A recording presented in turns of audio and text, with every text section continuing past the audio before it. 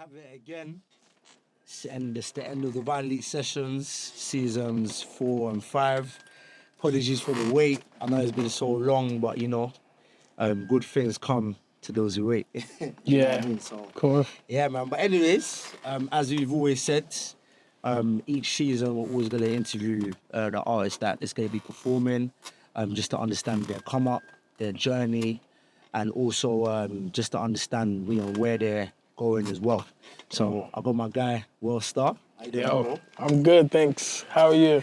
Too bad, man. Can't complain, man. Amazing. Yeah, man. Love for coming through and shelling it down, man. Yeah, thanks. Good to be here. Yeah, I've had an amazing experience so far. Yeah. Love for that, man. And yeah, man. As I always say from the beginning, I always like to start from the beginning of everyone's journey. Right. Where are you from originally? WealthStarr? So originally, I'm from Nigeria. Cool. Yeah. Cool. Yeah. Cool. Whereabouts? So I'm from Lagos. Okay. Yeah, Lagos, Nigeria. Yeah, basically. Sit. Yeah. Nice. So when did you come to the UK then? So basically I was born in the UK. Yeah. I was born here in the UK. I left when I was 9. Oh, okay. Yeah. Okay. Parents had the thing of you have to know where you've come from. So we got shipped back there at 9. I was 9. Okay. Me and myself and my sisters. Okay. And I was there for 16 whole years. I just got back in 2020. So Wow. So yeah, it's been a huge transition. Wow. Back to the basics. Yeah. So how did you when you came back from Nigeria? How did you adapt? Kind of fit yourself back into the culture of the UK, basically. I'd say I'm still adapting actually, because I came in the lockdown and everything was a bit off track at the moment. At that time, it was quite tricky, trying to blend back into the system. I was barely independent when I left, so. It's a whole life entirely. But yeah, I'm a very fast-paced learner, and yeah, for me, I think I'm doing pretty much well, blending into the system again. Yeah. That's it, bro. Yeah. So when it comes to music, when did you first say to yourself, you know what, I want to take a run at this, as in I really want to, I feel like I've got what it takes to basically. Okay, so my music journey has been that one of, I would say, it's a storyline, basically, in the sense that I grew up with music. Okay. I grew up in the church. Okay. As from the young age of 7, I was already like singing lead roles in the choir. But I'd say at about the age of 12, 13, when I started listening to more commercial music, I started to have the drive to want to be able to make that kind of music. And so, but I didn't see myself as an artist, but I started to write songs, started writing songs, composing and stuff. But at the point I started becoming that I said to myself, nah, this is what I'm doing. I would say that was about 2019, basically, where I started producing, and I started learning how to produce so that I can make my music, because I didn't even have the opportunity to go to a studio or something. So yeah, I said, this is it, I'm doing it, and yeah, I'm still here now, literally. Clearly. So who, on a commercial basis, who would you say are your 3 top inspirations, basically, in terms of people that you obviously looked at and thought, I wanna do what they're doing, or I wanna, you know what I mean? Yeah. So my very first inspiration was Michael Jackson. Okay. He was just an embodiment of everything that I wanted to be as a musician. Talking about his impact and stuff. Yes. But then when I started diving deeper into like the category of music that I want to do, then I started looking at people like Jay-Z, and then I went further down the tunnel, the tunnel, and started looking at people like Roddy Rich and Rod Wave. At this point, I'd clearly defined, at least to a great extent, what my music was going to be like. And so, basically, I was able to streamline that even further down. So right now, I'd say Rod Wave and Roddy Rich, they're huge influences on my music. Sick. Well, Yeah. if you guys are hearing this, possible feature. Yeah. I'm really looking forward to that. Yeah. So, in terms of like the UK music scene, Yeah. obviously we know that the scene is, at its best since years now. Yes. In terms of, global exposure, commercial exposure, just where we are in general. Yeah. Do you feel like we're at a stage now where we don't need the American cosign or another country's cosign basically to validate us basically? And you feel like we're able to now say, well, we kind of lead on everything now basically. Yeah. I'd say that the UK music industry, now this is my personal perspective, I think that until we come to a point where we can confidently own, to the chest what we have. We're not trying to be someone else. The American music industry didn't become what it is by they trying to be someone else. They're known, that's their trademark. We have to have a trademark. And this is what I believe, that we have to own who we are and be really confident in who we are and dare to show the world who we are, no matter what people are saying about it. And I feel like with the pace at which the UK industry is going right now, both in the film and the music industry, entertainment generally, I feel like if we can actually keep up with it and increase the momentum, I really think that we can be a focal point for the world, and other people start actually doing what we're doing. I mean, already we're seeing people like Central C, all the way in America doing stuff, like we have tracks like, we've got drill tracks that everyone knows, and look at what Afrobeat's done as well. That was Africa owning. So it's just about ownership. If we can own it, then we can let people, we can actually affect people with what we've got. You got it, yeah. I hear you, man. Yeah. So in terms of like your sound, your music and everything, if somebody was to ask you what genre it falls into, as in, does it fall into hip hop? Does it fall into Afrobeats? Does it fall into drill? Does it fall into like, what would you say it represents? Okay, if I was to answer it generally, I'd say hip hop. Okay. Yeah, hip hop. Yeah. If I would say hip hop, but the trick, if I had to digress a little bit, I'd rather say not, because Okay. I personally, as an artist, I don't want to be put in a box. Okay. I'm a very versatile artist.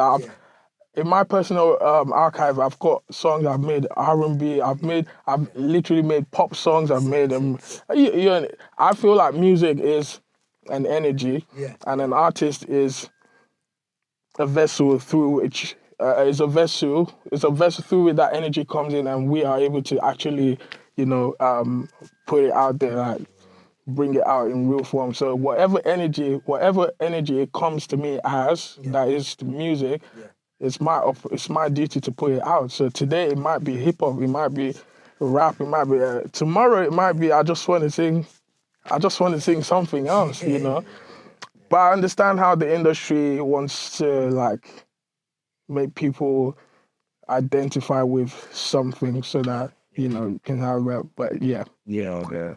So if I'm to say something in that line, I'll say hip hop and R&B. Yeah. Cool.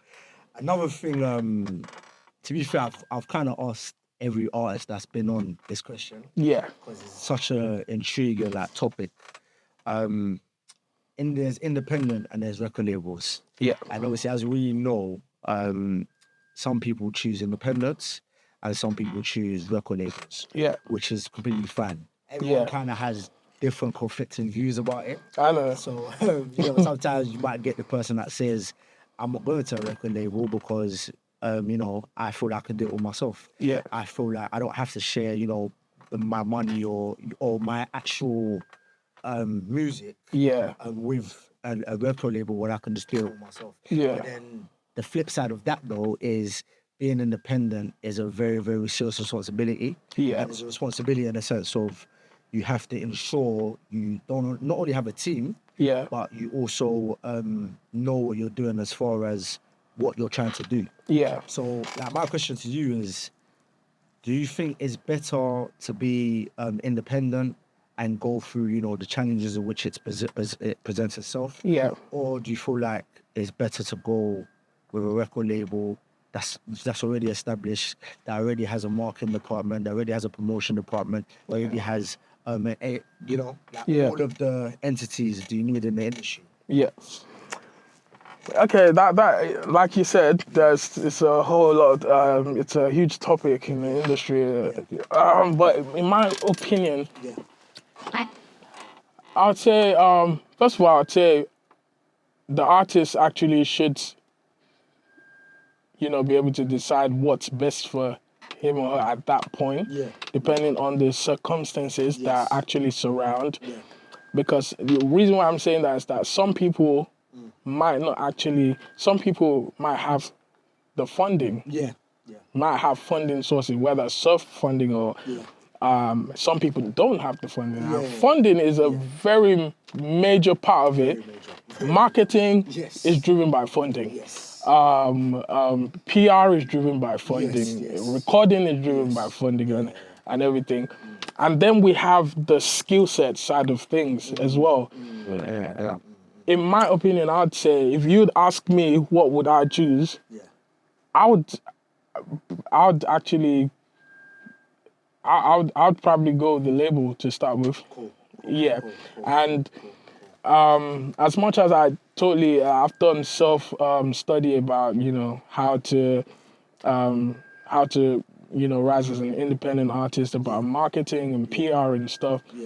But I know my strengths, I know my weaknesses, I know what I need as a person. And basically, I'm going on a journey that I have not been before. And I believe that it doesn't have to be a major label, even if it's just management. I'm the kind of person who likes guidance, I'm not going to shut myself out totally, blindfoldedly, just jump into it. That's what most people do. They don't do the research. Exactly. Do the research. But it's not that bad to actually, take the hands of someone who's been there who can show you the way. That's right.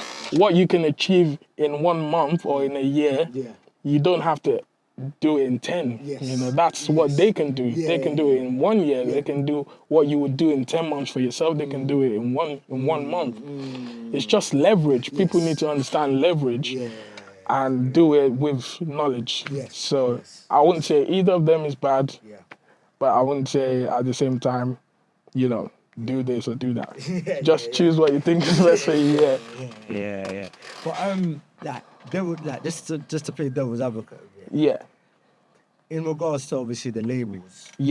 When a label manages an artist and everything else, sometimes the people on the label don't understand the artist very well. They don't understand where the artist is coming from. They don't understand the artist's message. They don't understand what the artist is trying to do, essentially. What would be your advice for somebody in that sense? That's someone that signed to a label, but their label just doesn't understand them and just tries to put certain things together that they know doesn't make sense. If that makes sense. Okay, so my advice to that kind of artist would be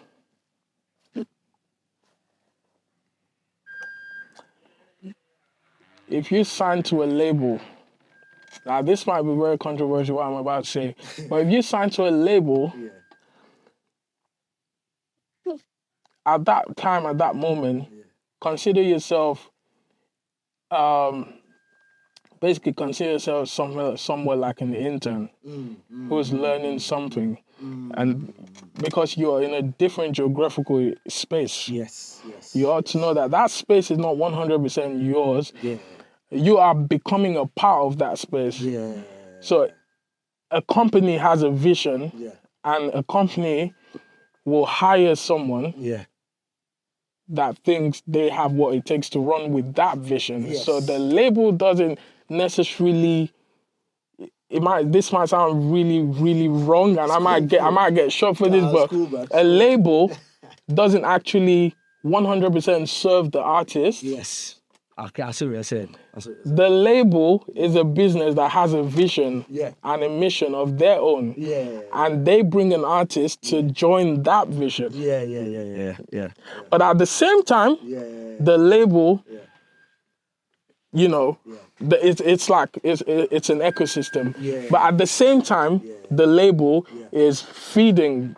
When I'm saying feed, I'm saying is also bringing advantages to the artist. Yeah. So it's a continuous cycle, and everyone wins. So I would say, as an artist, lower yourself for a bit. You might not have your way at first. You must be willing to bend a little bit. It's the law of life. You're not always gonna have your head up.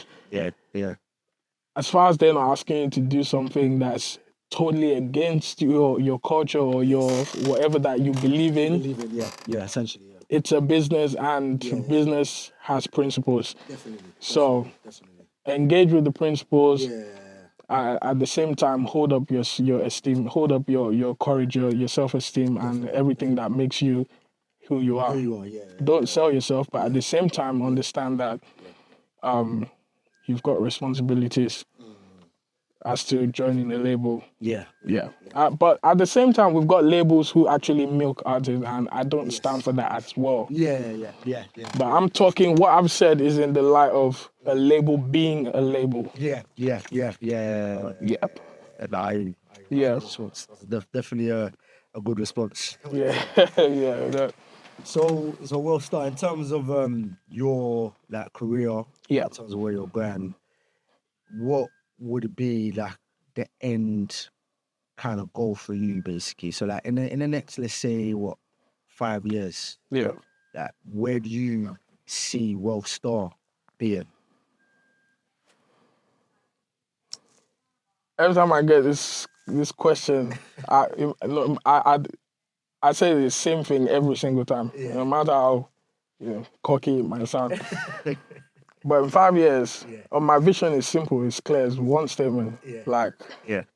WealthStarr is going to rule the world. That's just it. And I'm not saying it as cliche, oh, we're going to rule. I actually, that's basically what I want to do. I tell WealthStarr the world is my stage. I'm not seeking. I want to be heard. I just spoke to you about Michael Jackson. There's no part of the world that you go to and you don't have to be a pop fan. You just know him. It's an energy. And I follow through that energy anyway. I want my music to impact people so much. I want my music to transcend generations, and leave an impact. So basically, that's what I want to do. And I'm ready, and I'm ready to even give it more, Sick. No, I hear that. It's a very, very good response, Paul. Thank you. So, WealthStarr, man. So, in terms of this year, 2024, new year and everything. Everyone has their New Year's resolutions and goals and stuff. By December 31st, 2024, what is basically, I can put it, what would you say